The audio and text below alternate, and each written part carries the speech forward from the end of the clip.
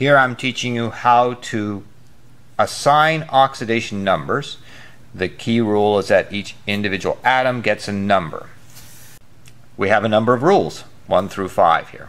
We'll start with rule number 1. You need to be able to recognize when atoms are in a neutral, uncombined element state. So here are my examples. This is zinc, an element, no charge. The oxidation number is 0. Here are two hydrogens in their neutral element state. It's H2 gas. Each hydrogen gets the number 0. Neon gas, the same. O2 gas, each oxygen gets the number 0. Here are counterexamples, ones that don't fit the rule. Calcium chloride is combined. It's not an element, it's a compound. Here's zinc as an ion. It's not neutral, therefore it is not 0. And water here is not an element. The rule does not apply. Rule number 2 is talking about ions. Monatomic means single atom. Here's an ion, calcium plus 2. Its oxidation number is equal to its charge. So this is very easy if you can recognize the ions. Calcium plus 2, the oxidation number is plus 2. Aluminum plus 3, oxidation number plus 3. Fluorine with a negative, oxidation number is -1. Here's your first chance to make an assignment. It's H plus, oxidation number plus 1. This is a little more complicated because it's a compound, NaCl. But you should recognize sodium is a positive ion. Oxidation number equal to its charge, plus 1. Chloride, oxidation number equal to its charge, -1. Here are, again, counterexamples. These are not ionic. Chlorine gas is a neutral uncombined element. Oxidation number, 0. Aluminum solid, different from aluminum plus 3 ion, 0. Rule number 3 and 4 are dealing with hydrogen and oxygen, which are very common elements. The rule for hydrogen is anytime you see a hydrogen atom, you give it the oxidation number plus 1. Here's H2O, each hydrogen atom, plus 1. Here's HCl, the hydrogen atom, plus 1. Here's acetylene, which is non-polar.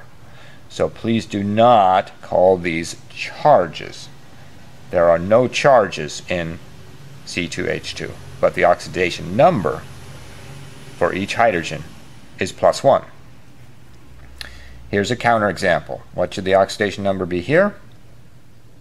Rule number 1 applies. This is neutral hydrogen in its elemental state. Oxidation number 0. Here's now a rule for oxygen. Each oxygen atom is assigned the oxidation number -2, whether it's charged or not. Here's magnesium oxide, the oxygen number -2. Water, the oxygen -2. Carbon dioxide, you can see, easily done. Here's formic acid, which is a nice molecule, covalently bonded, not ionic, no ionic charges. But this oxygen, you simply write -2, and this oxygen, you write -2 as oxidation numbers. Here are two exceptions. This one you should know what to do. It's O2 gas.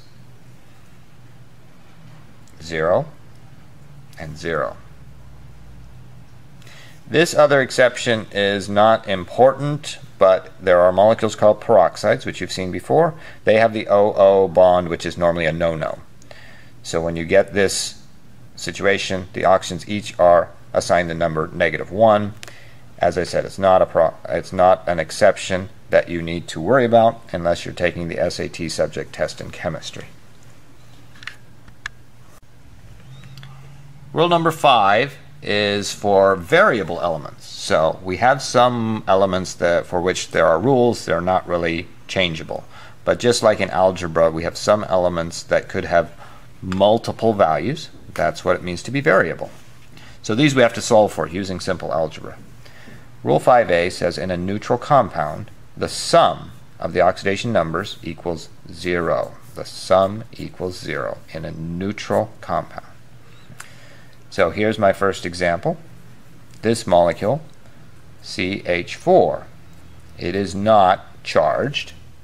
In fact, it's nonpolar. But each hydrogen can be assigned the number +1 according to rule number 3. And now I need to decide what is the oxidation number for the carbon so that the sum will be 0. I have 4 positives. To make it add up to 0, this carbon must be in a -4 oxidation state. Here's the second example. I suggest you pause the tape and try it yourself before I show you the answer.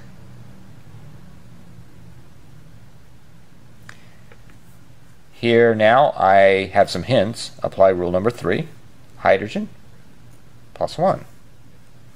Rule number 4 says each oxygen -2. Rule number 5 says this should add up to 0 because this is HNO2, which is a neutral molecule. So again, simple algebra. +1, 4 negatives. I need 3 more positives. This nitrogen is +3. Rule 5b. Polyatomic ion means a group of atoms that are not neutral. And in this case, the sum is not 0. The sum is equal to the overall charge. Here's our first example. This ion, if you look at it, HCOO with a negative charge, HCOO with a negative charge. So now, as I've written here, the sum has to be -1 because the charge of the ion is -1. I've already filled in rules for hydrogen and oxygen. So now it's determining the oxidation number of the carbon. If I put a +3 here, it will add up to 0. So I want a +2 here. So I have 3 positives, 4 negatives, adds up to -1, which is the charge of the ion. This carbon is in a +2 oxidation state. Try this second one on your own before I show you. Pause the tape. Each hydrogen +1 for each hydrogen according to rule number 3. This is ammonium ion now with a positive charge overall. So the sum must add up to +1.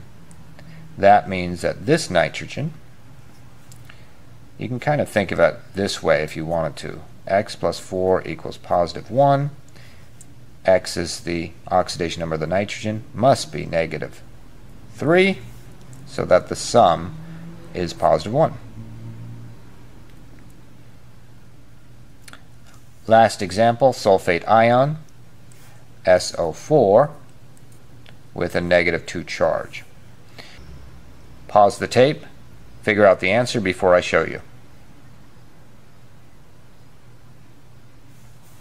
Each oxygen, -2.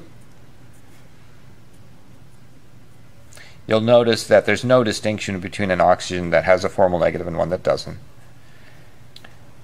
Now I have to figure out the oxidation number of this sulfur so that the sum will be -2. I already have 8 negatives. If I make this be +6, then the sum will be -2. 6, +6, -8, -2. That's rule 5b. So in the end, you can see carbon is clearly a variable element.